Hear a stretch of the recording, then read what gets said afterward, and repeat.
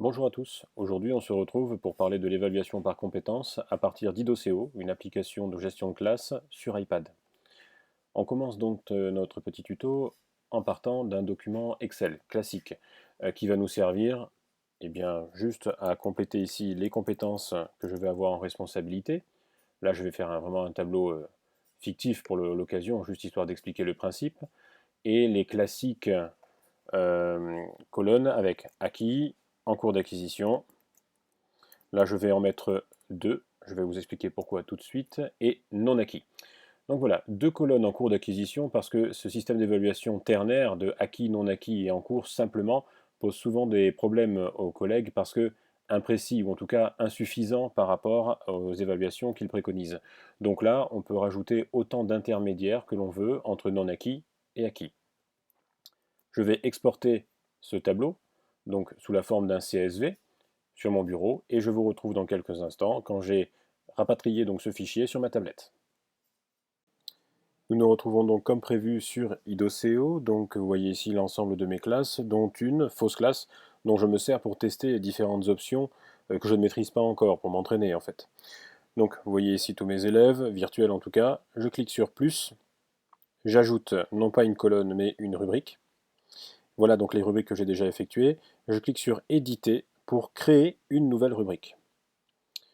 Donc vous avez un canevas qui apparaît automatiquement. D'après le tableau que nous avons créé tout à l'heure, il y a bien 5 colonnes, mais je pourrais très bien en ajouter si je le souhaite, donc je reste à 5. Et il y avait jusqu'à 10 lignes. Je monte à 10. Je clique sur importer une rubrique et je vais chercher donc mon fichier CSV que j'ai placé pour l'occasion dans Documents par le biais d'iCloud, donc le service de cloud partagé d'Apple.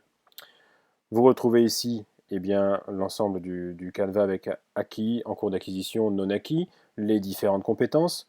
Tout est éditable. Donc vous voyez sur plus ici, je peux cliquer sur une case pour me rappeler que finalement cette évaluation n'est à faire qu'en classe de troisième par exemple. Car si je valide une compétence avant, eh bien peut-être que l'ensemble des collègues sera bloqué. Ce n'est pas ce que je souhaite.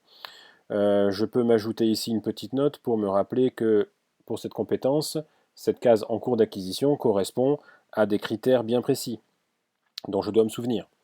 Donc tout est éditable. Je peux changer aussi la colonne non acquis pour l'instant en y ajoutant une précision.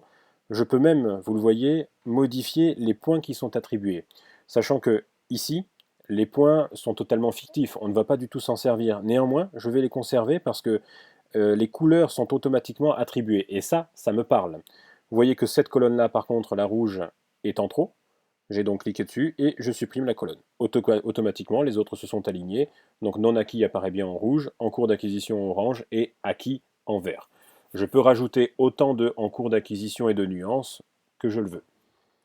Une fois que la structure me paraît correcte, je peux revenir. Je peux aussi, si je le veux, arranger un peu la hauteur des lignes. Donc ça pourra me faciliter peut-être l'évaluation si j'ai beaucoup de compétences pour qu'elles apparaissent un maximum voilà, sur la même page. Je pourrais même diminuer encore. Hein.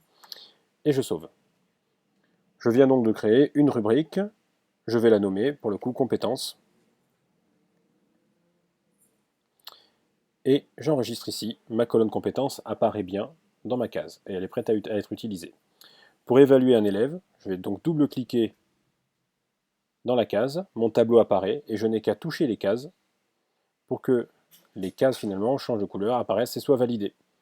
Donc voilà pour le premier élève, je me déplace, je fais le second, juste pour l'exemple, je peux même modifier, vous le voyez très simplement en revenant dessus, le troisième. Donc c'est une évaluation tellement rapide qu'elle peut se faire en classe, en observant un TP, à la maison si on a les copies sous les yeux, ça va extrêmement vite. Donc vous voyez que par nature, par défaut, donc j'ai les points qui sont attribués dans la colonne compétences, mes points dont je ne me sers pas pour l'occasion, je développe un petit peu ces colonnes, et là par contre j'ai toutes les colonnes qui apparaissent avec les compétences validées en rouge, en orange, en cours d'acquisition, etc. Et ça c'est parlant. Les points qui sont attribués dessus, eux, ne comptent pas. A noter que, une fois que ma colonne compétences est créée, je peux très bien décider de la copier, en restant appuyé, et je vais donc la copier dans une autre classe, ou bien dans toutes mes classes. Donc une fois que ma structure est faite, je peux comme ça, du coup, très facilement créer une colonne une fois et le déployer dans toutes mes classes. Si je clique sur copier, c'est parti. autre chose. Vous voyez que les rubriques qui ont déjà été créées donc restent utilisables dans la colonne. Donc je peux créer une évaluation de TP de cette façon, une évaluation d'oral, et je peux récupérer ces évaluations à chaque fois que j'en ai besoin, autant de fois que j'en ai besoin.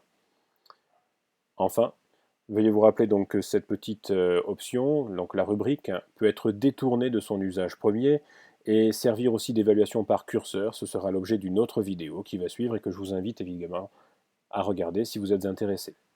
Merci de m'avoir suivi, bon courage à tous, à bientôt.